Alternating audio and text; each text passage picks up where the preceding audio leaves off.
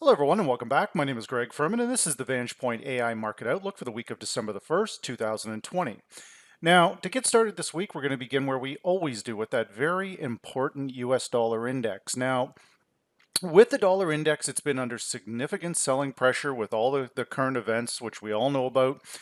However, we're coming into, again, a very significant support level. Now, the reason why this support level is important is we have seen a dollar cycle where the dollar strengthens in the first week of the new month around the non-farm payroll, the week of the non-farm payroll, which of course is this coming week. Now, I'm not overly concerned with the employment numbers because obviously because of COVID, it's impossible to really gauge those numbers or the U6 number. But the Fed is going to speak also this week. Powell is going to testify before Congress, I believe. So it is still going to be a choppy week. So what we look for right here, again, around a support level, there's a couple of things. Our T-cross long, 92.51. We know that the further we move away from this level, the more likely it is we're going to retrace to it.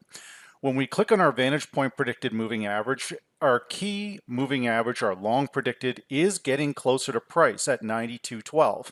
We also know that the further the market moves away from this level, the more likely it is we're going to retrace to it. Our neural index is firmly down. Our predicted RSI is at 15.1 again. Just because something is oversold doesn't mean it can't go lower here, guys. But the thing we want to watch here to begin the week is, of course, this low at 91.71. What I suspect will happen is there will be a big push in dollar weakness on Monday, only to see it completely and utterly reverse on Tuesday, Wednesday, Thursday, Friday. So keep a close eye on that. But the key level you want to watch to begin the week in your trading is the 92.12 level. If we get over 92.12, then the dollar strength will come to fruition. Now, when we're looking at that, gold, obviously, gold moving aggressively lower here, losing those major support levels that I've been discussing for what seems like at least 2 or 3 months now, holding along that 1848 level. We can see it here, 1857. We had a slightly lower low there, coming down to, I believe, yes, 1854. When we lose that level, we go lower. But what I will warn everybody here is that when we look at the 6-month range, we're also coming in to a very, very heavy support level. So at this particular time, there's likely going to be either the dollar is going to go higher and gold is going to go significant lower, or the dollar is just going to kind of flatten out and gold is going to recover. So my view is keep a very close eye on 1784 to see if we can hold. We have additional support on gold going down into the low of 1736, and then basically the line in the sand, which is basically game over for gold bulls, which would be the low at 1702. But again, guys, let's not get ahead of ourselves. Let's focus on the key level here to begin the week at 1784 and see if we can hold. The Vantage Point indicators are grossly oversold here. The predicted differences, the predicted RSI. But once again, what concerns me is when the market moves too far away from the predicted moving average. That key pivot area is now 1834. So keep a very close eye on 1834 to begin the week to see if we can get back up above that level, but I think it's very unlikely at this particular time or this particular coming week, barring some economic catastrophe, COVID cases, something along that line. The S&P 500, once again, fully recovering its move, its downside move. Now, again, when we look at the long predicted by itself, we can see that when the market pauses, it usually gets back up above it. So we want to make sure we're using the T-cross long and the long predicted to identify the trend. So for now, the S&P is still moving kind of sideways after this big move up into this high of 3667. I've seen some very aggressive calls for this for 2021, 4300, 4400. I don't know if I would be in that boat or not yet. We'll continue to monitor this, but for now, the S&P 500 remains bullish. Again, while above 3613, this is the level to watch to begin the week. Now, when we look at light sweet crude oil is really getting a boost from the equity markets. We've moved above this rather aggressive resistance high at 44.37. The concern that I have here, guys, is that very often when we take out a level like this, it's a bull trap, and then we have a significant retracement lower. So if you are so inclined to buy oil next week, you would look for the T-cross long. 42.26, excuse me, is your main support level. When we click on our long predicted, we then have another critical level at 44.20. Our indicators are getting very, very toppy up here, and again, at a major resistance level. So if the oil is going to fail, it would likely be next week. So keep a very, very close eye on those particular levels. Now, when we look at one of my favorites here, which of course is Bitcoin, probably a decent opportunity yet again. Remember what Bitcoin trades against here, guys. It trades against the US dollar. If we're coming into a period of known dollar strength, then it's perfectly normal for Bitcoin to retrace. Now, one could argue that we've had a significant failure above 19,000 and Bitcoin is now going to start moving lower. I'm not necessarily in that camp, guys. I think that one could argue that Bitcoin is slowly becoming a treasury reserve currency to some degree. You've got corporations now that are putting money into Bitcoin, not into dollars. So again, the future looks very bright for Bitcoin, not so much for the US dollar. So using this as an opportunity to potentially buy is I would think is certainly a reasonable strategy. Now, our predicted RSI turning around, not staying below that 40 level. We've closed the week at 47.8. I don't expect a huge run up in Bitcoin this particular week, but I will be monitoring it very, very closely for picking up, for buying on dips. Now, this big sell-off we've had here, you can see that's coming down to 16,259. Nothing goes straight up and nothing goes straight down, guys. We have normal retracements. And you'll notice how sneaky this Bitcoin is, that it managed to close back up above the T-cross long, our main pivot area. Now, when we click on our F8, you can see that we're already, after that big drop, and that, by the way, guys, a holiday short week in the US Thanksgiving. And in that US Thanksgiving, we don't trust price. We don't ever trust price on holiday short weeks. So you've got some profit taking here. We've now those same people that took profit are going to likely be looking to come back into the market. So again, we will monitor that. But if we can get back up above the long predicted at 17,735, then Bitcoin is likely back on its way to the 20,000 mark. Now, as we come into some of our main Forex pairs, again, the euro, while not having a bad week, I wouldn't really say it had a great week either. Towards the end on Friday, we got a big move up here on Friday.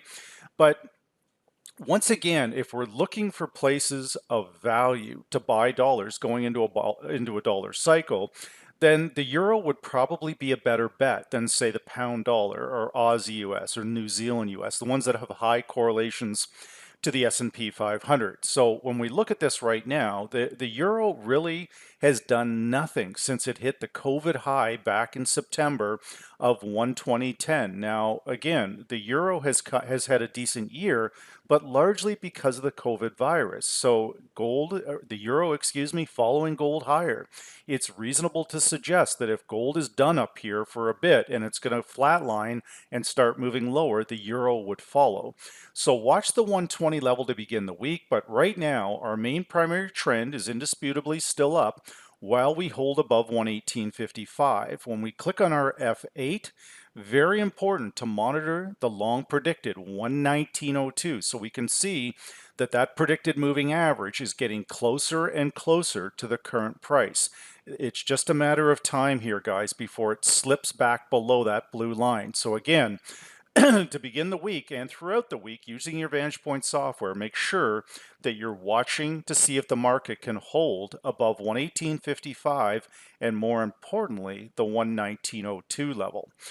Now, as we look at the pound dollar going in to begin the week, the pound once again has had a very good run up, basically on euro, in my respectful opinion, on euro weakness. And what I mean by that is the euro British pound cross pair the euro has been under pressure. It recovered on Friday.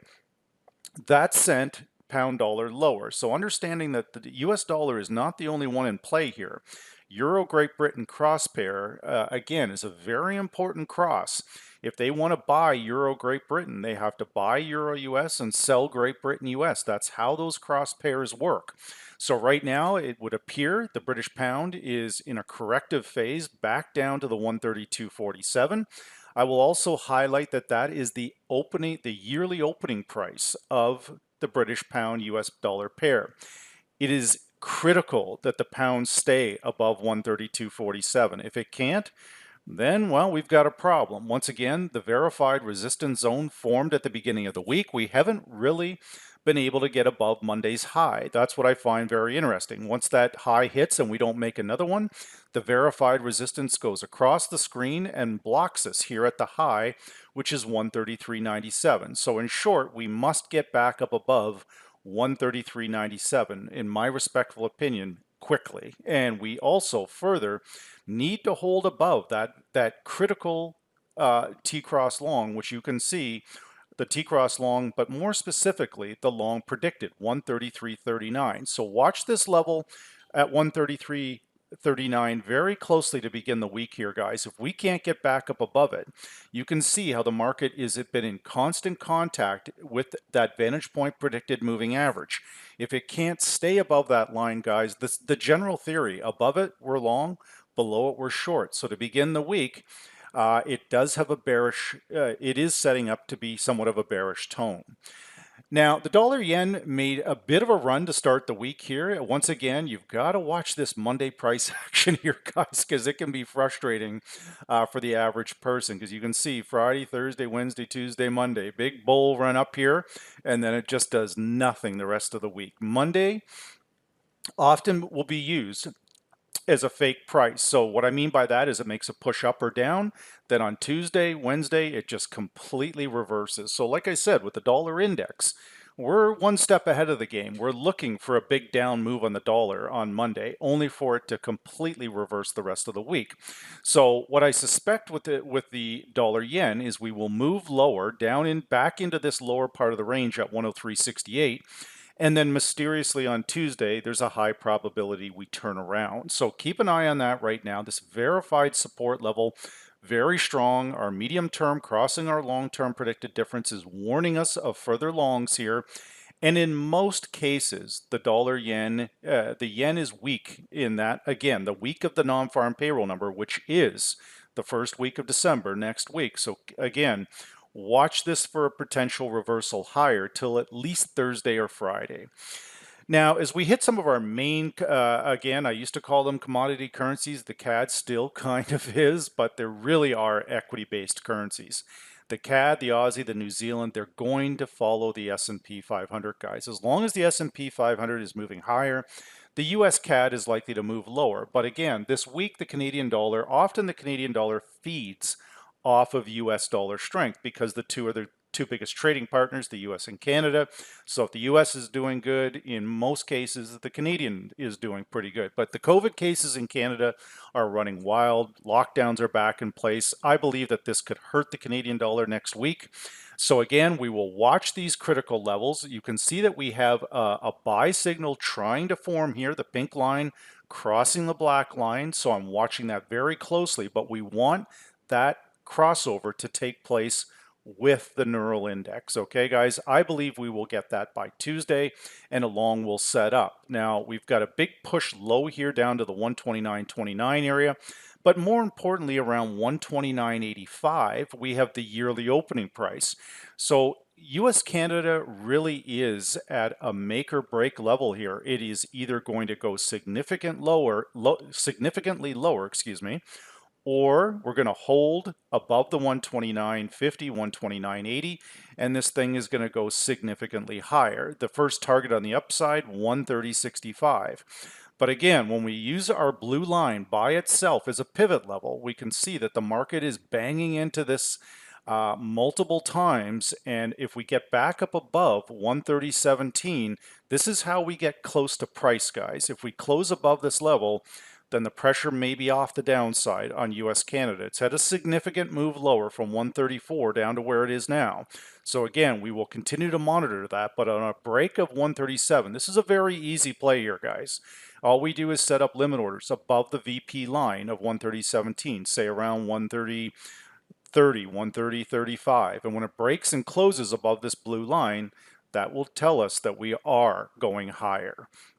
Now, with the Aussie and the New Zealand, again, I'm not expecting too much out of these two pairs next week. Virtually the Aussie US and New Zealand US is the same trade for the most part under normal trading conditions. So we've pushed above the yearly opening price on both pairs. The key VP level to start the week, again, how we read our software going forward, as this is an outlook, not a recap. We're talking about what we're doing next week, right? Before the markets even open. So when I look at this right now, I'm saying, okay, 72.93.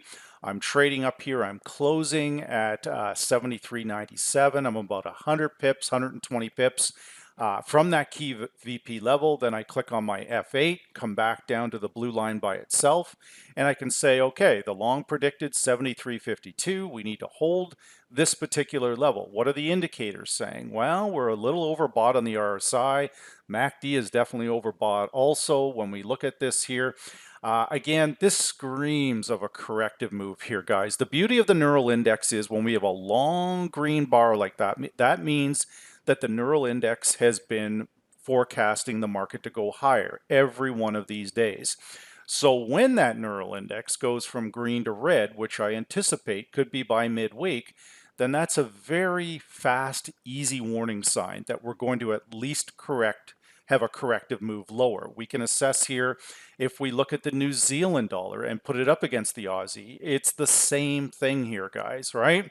So we're looking for the market, again, for that Neural Index to give us a warning that we're going into a corrective phase. That could be fairly significant. With the close here of 70.20 and the T-cross long at 68.95, remember what I said earlier in the presentation, the further we move away from the T-cross long, the more likely it is we're going to retrace to it. If we click on the F8, again, you can see using the Vantage Point software, using that blue line by itself as a daily entry point, it is a very, very powerful tool. So right now, when we look at this, 69.85, we've closed the week out here at 70.20. Once again, we're getting very close to the flame, so to speak here. And if we slip below that blue line with the Neural Index, then we definitely are going to have a relatively easy corrective move on the short side. Now, once again, when we look at using overbought, oversold signals, we have to be very cautious because you can see whether it's the RSI or accumulation distribution, whatever you want to call it, the reality here, guys, is that these indicators often go into overbought or oversold condition before the move is even started. It's basically 3 days in, we get that. So again, when we want to make sure that we're not using the indicators separately, we want to use the blue line and gauge the strength of the market by using that predicted moving average. So with that said, this is the Vantage Point AI Market Outlook for the week of December the 1st, 2020.